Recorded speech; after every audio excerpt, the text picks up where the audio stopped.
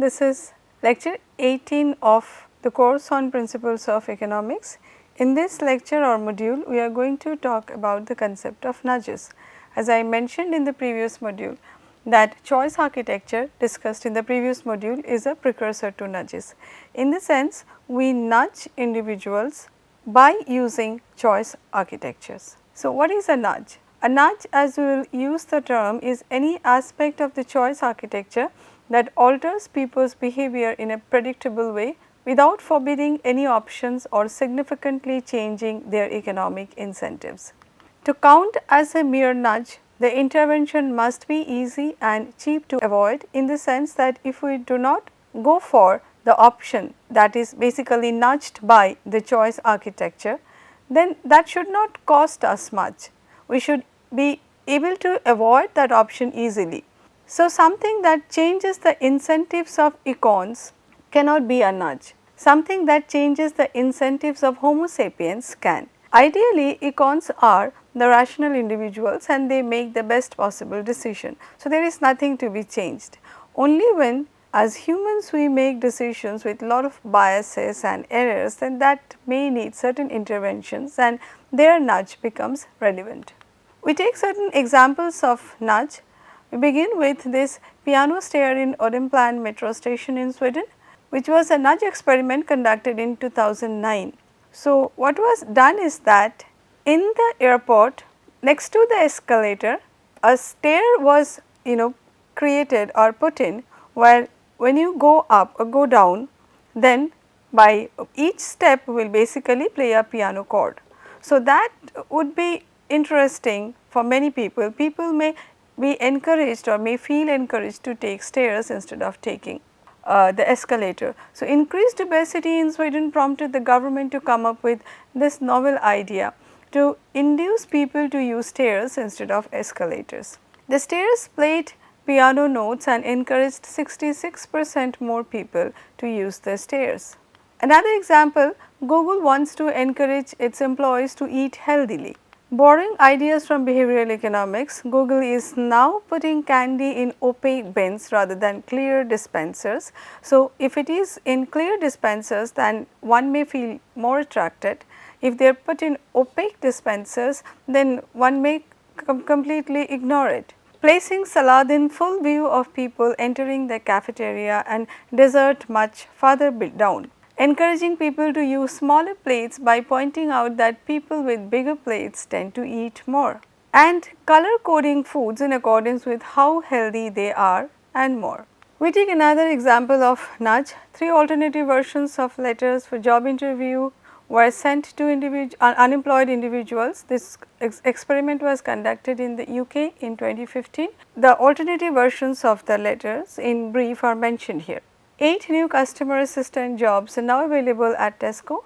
Come to Bedford Job Centre on Monday 10th June between 10 am and 4 pm and ask for Sarah to find out more. So, when such letters were sent, nearly 11% turned up. The next alternative said, "Hi Sam, 8 new customer assistant jobs are now available at Tesco." Again, the rest of the things are same, like come to Bedford Job Centre on Monday 10 June between 10 am and 4 pm and ask for Sarah to find out more. There is a touch of this letter is relatively less impersonal, in the sense the individual is addressed as "Hi Sam," and as a result of which there was slight increase in turn up number. So, it increased to 15%. The third one said, "Hi Sam, 8 new customer assistant jobs are now available at Tesco." Again, come to Bedford Job Centre on Monday 10th June between 10 am and 4 pm and ask for Sarah to find out more. And then it adds another line, "I have booked you a place, good luck, Michael."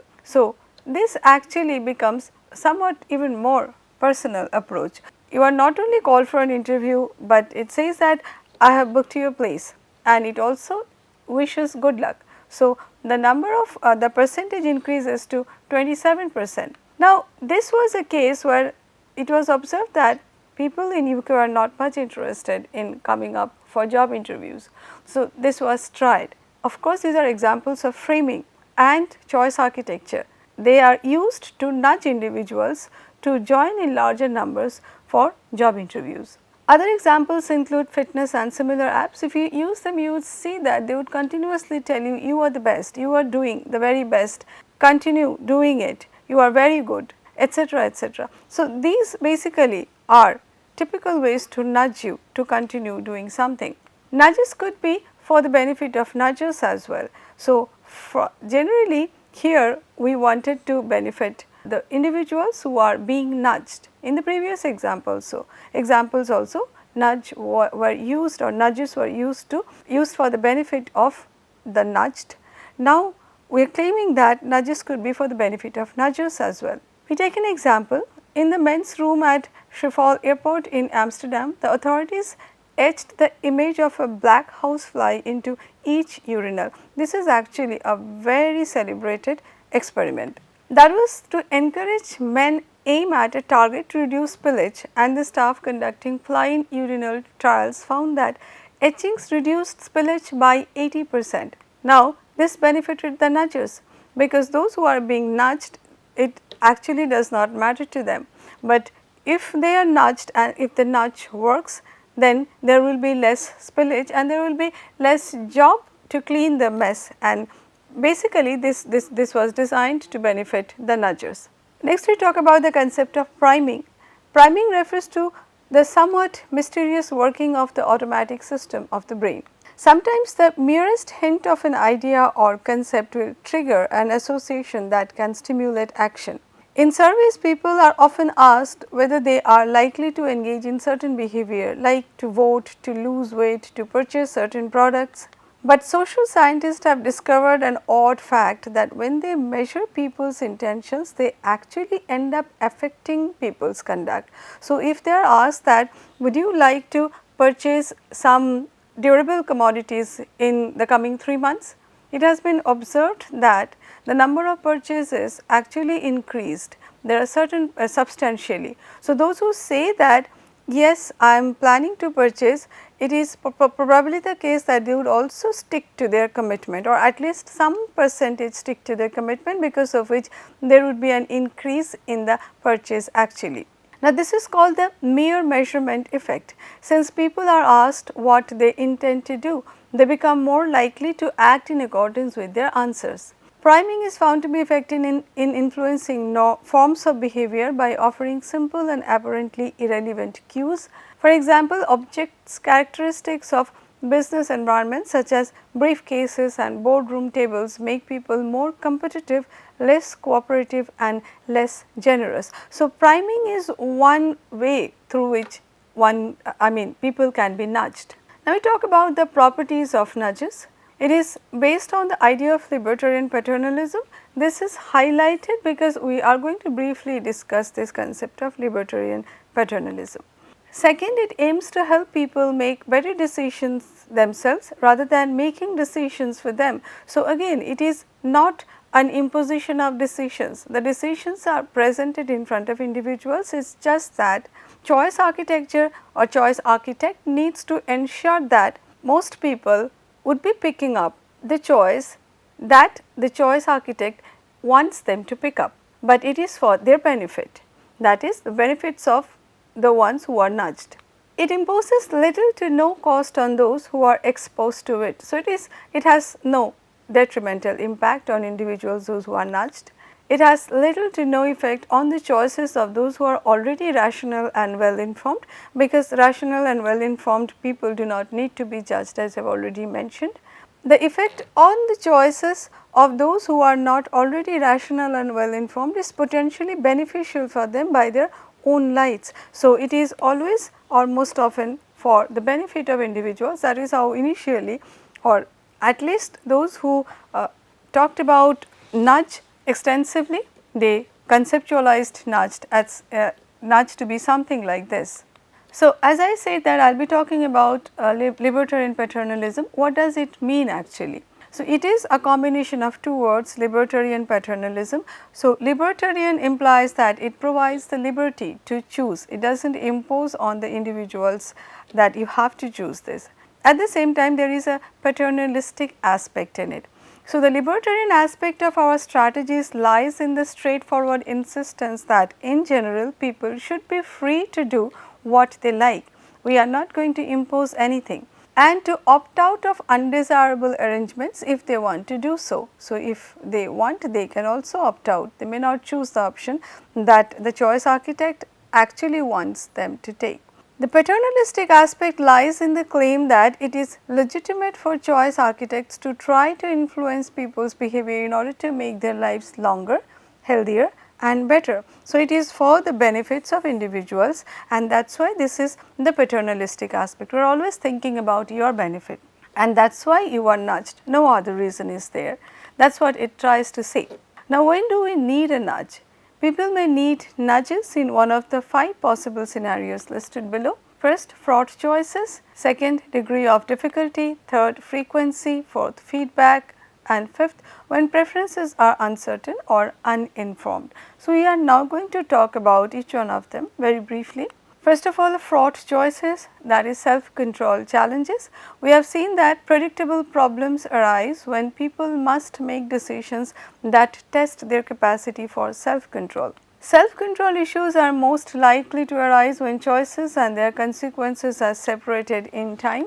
At one extreme are what might be called investment goods such as flossing and dieting. So, you decide to floss your teeth every day, but you may not do it or may not be doing it on a regular basis consistently. Similarly, is the case with dieting. So, these are basically self-control choice challenges. For these goods, the costs are borne immediately, but the benefits are delayed. So, you can see that you have to take the cost of flossing your teeth immediately, but the benefits would be realized over a period of time. The same is the case for dieting. You consult a dietitian, that may involve certain expenses, go for certain products, but then the benefits are going to come after a certain period of time.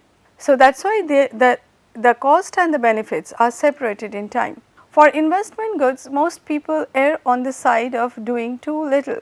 Since the benefits are not realized immediately, that is why we may not be much willing to invest right now. At the other extreme are what might be called sinful goods, like smoking, alcohol and jumbo chocolate donuts are in this category, where the enjoyments are immediate, that the benefits are immediate, while the costs would be coming at a later period. So, cost here in terms of illness and then the expenditures on illness. So, all these things are delayed, that would be coming in the future. We get the pleasure now and suffer the consequences later. Both investment goods and sinful goods are prime candidates for nudges. So, these are the situations when we need nudges. This is the first case. The second one is degree of difficulty. Many problems in life are quite difficult, and often there is no technology as easy as a spell checker available to help. These hard problems are good candidates for nudges. When we are struggling to make a right decision, then nudge may help us. We are more likely to need more help picking the right mortgage than choosing the right loaf of bread. The third one is frequency.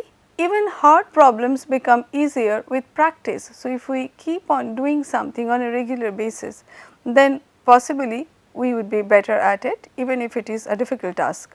Unfortunately, some of life's most important decisions do not come with many opportunities to practice, as probably I have mentioned previously that we do not marry very frequently. Maybe most of us marry only once in a life. Then retirement comes also once in a life. Children's education, which college to put in, where to go, etc. These are also cannot be repeated several times. So, there is no opportunity to practice.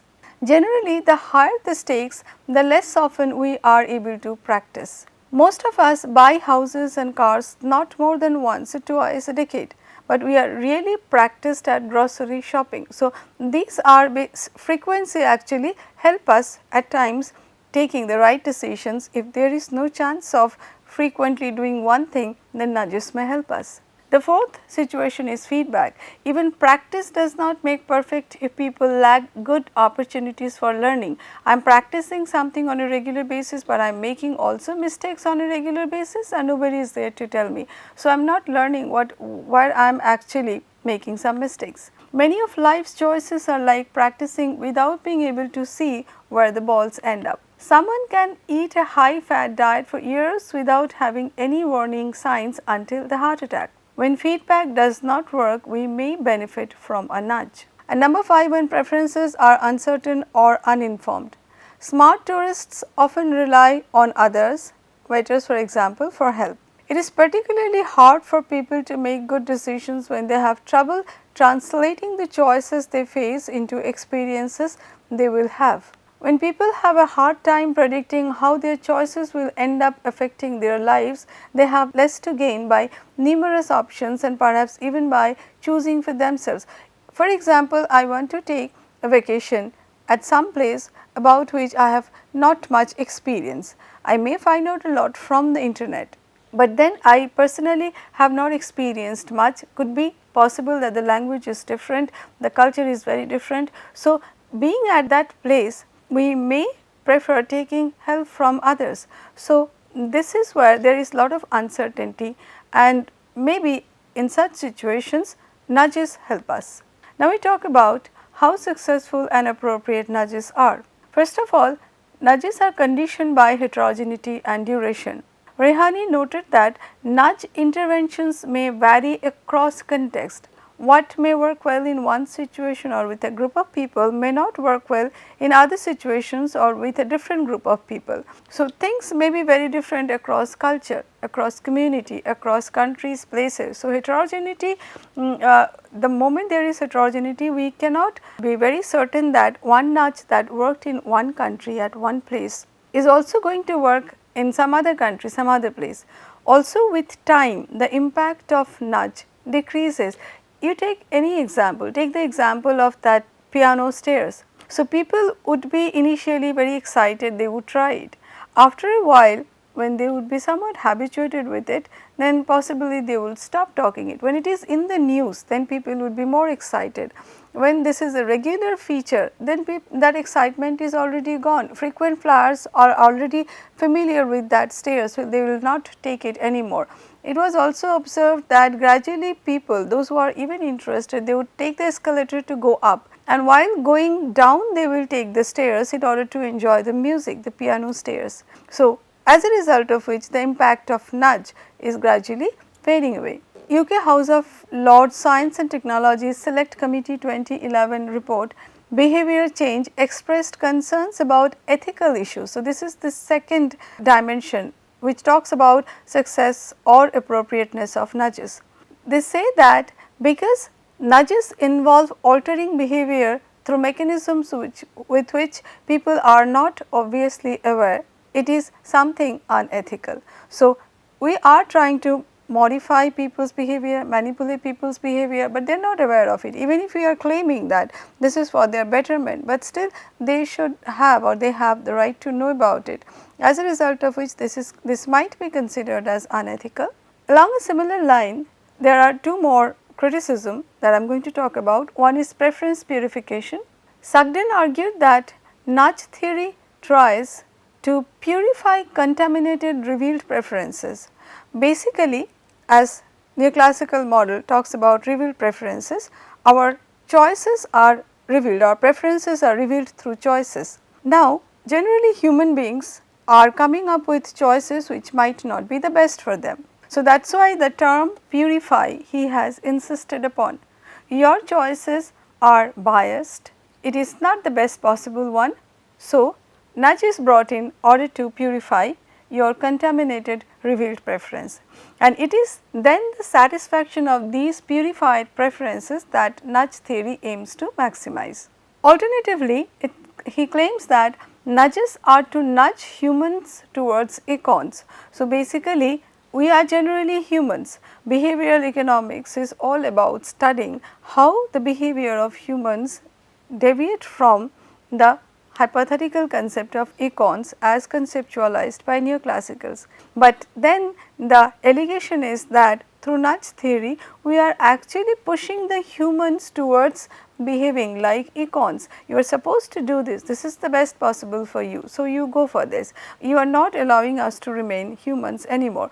So, there are much more discussions on this issue. I really do not have the scope and time in this course to discuss them at length. You can always follow the references mentioned at the end or here in the slide or at the end in order to know more about these concepts. The fourth point of criticism is the concept of super reasoner. A super reasoner has access to all relevant information. An individual having access to all relevant information gives full attention to all relevant information, has no cognitive limitations and has perfect self control. A real econ is called a super reasoner. Now, Sugden claims that given a truly free choice, there is no reason to assume that super reasoner would choose the best option, since their processing abilities may be objective, but their preferences are subjective. In this sense, if we talk about Google's initiative of putting the desserts in the lower ranks and salads at the full view, then it means you are trying to influence one's decision. Do not go for cookies, do not go for bakery items, you should rather go for salad. Now, the thing is that behind this, the assumption is that it is best for them to choose salads instead of cookies, but it could be a subjective preference to choose cookies instead of salad. So, even if I have all the information, I am a super reasoner, I have all the information, I am giving full attention to all the information and I have complete self control. Nevertheless, it is my preference at times to go for bakery items instead of going for salad.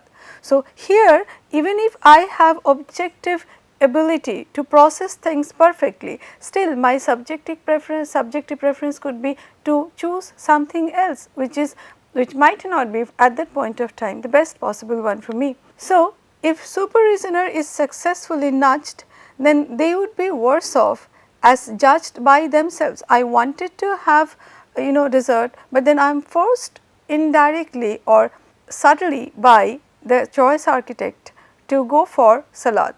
So, as a result of which my preferences are altered and now I would be worse off. So, it is actually judged as the best possible option by the choice architect. That is why we are saying that if super reasoner is successfully nudged, then they would be worse off as judged by themselves, though not necessarily judged by the choice architect. The choice architect thinks that by taking salad he is better off, but the individual might feel actually more like going for dessert, and if the design allows them or rather subtly force them to go for salad, then he or she will be worse off. So, this is what is the case of super reasoner, where we are trying to subtly alter their behavior more towards being an econ. Next, we talk about nudge as a policy tool. Nudges should be needed only sparingly, but there are 4 good reasons why we may need to nudge someone. They may face a very complicated choice, they may have had very little experience, they may be relatively uninformed, they may have self-control problems. This gives us a framework to think about when nudges might be needed. The next thing we need to think about is how to most effectively use nudges. Taylor and Sunstein suggest 6 principles. So, in order to use nudges effectively, we have 6 principles. First of all, incentives. People do respond to incentives such as price and cost, but only if these are salient. Second, understand mappings. People may need help understanding the mapping from choices to outcomes. Defaults matter a lot because of present bias and choice overload. Give feedback. People do learn, so give feedback on when things are going well or badly. Expect error. People make mistakes, so we need systems that are forgiving. And finally, structure complex choices. Keep things simple to avoid overload or errors. Now, if you look at these highlighted letters, NUDGES make it nudges. And if you remember, then these 6 principles are also discussed in the previous module under choice architecture. So, choice architecture uses these different principles in order to nudge individuals. An important aspect of nudge is that it should not involve sacrifice of liberty, as Taylor and Sunstein wrote. Without forbidding any options or significantly changing their economic incentives, the intervention must be easy and cheap to avoid. Basically, a nudge should not change the set of options someone has, but its very objective is to change the option that will be chosen. It is a lack of neutral option that is key here. So, we can often design systems that do a better job of helping people to do the things they want to do, but find hard to do for behavioral reasons. That is the essence of a nudge. The policy makers in the United Kingdom use the idea of MINDSPACE. The basic idea is to provide a practical means to think about behavior change and apply insights from behavioral economics and psychology in policy making. So, this is MINDSPACE. You can see that the beginning these individual words are beginning with the letters and they together constitutes MINDSPACE. I will just briefly mention what they are. So, messenger, we are heavily influenced by who communicates information. Incentives, our responses to incentives are shaped by predictable mental shortcuts such as strongly avoiding losses. Norms, we are strongly influenced by what others do. Defaults, we go with the flow of preset option. Salience, our attention is drawn to what is novel and seems relevant to us. Priming, our acts are often influenced by subconscious cues. Affect, our emotional associations can powerfully shape our actions. Commitments, we seek to be consistent with our public promises and reciprocate acts. Ego, we act in ways that make us feel better about ourselves. As you can see that we have talked about almost all of them specifically up to priming, that how choice architecture uses all these concepts in order to nudge individuals. And at the end we talk about a method to design nudges. There are alternative methods. This is the very basic method, and method is also called basic, BASIC. Again you can see that we will be having explanation for each of the letter included here. For example, B stands for behavioral mapping. Identify behavioral patterns that might need attention. This is the what phase. Then I have A, analysis, understanding the reason behind the behavioral pattern. The why phase, why people are behaving in such a manner. Then S, which is basically providing the solution. We call solution mapping. The scientific and systematic process of designing the nudges. The how phase, how we can influence their behavior. I, intervention, testing the solution before full implementation, which is the test phase. You test it on a smaller sample, see whether it is working or not, and then one can go for the full fledged implementation of the plan or the idea. And finally, C, which is continuation, further implementation of the nudge with continuous monitoring of proper implementation and evaluation. This is also called the result phase. So, finally, we can obtain more and more data to check how this entire process is going, how the nudge is actually effective, what is the result of this nudge. So, this is I have very briefly talked about the concept of nudge here. Basically, a lot of work has been done on this concept, but again discussing all of them, all the dimensions are beyond the scope of this course. So, with this I conclude the current topic. In the next we are going to start discussions on prospect theory with certain tools, methods, etc., as a precursor to the prospect theory. These are the references used for this module. Thank you.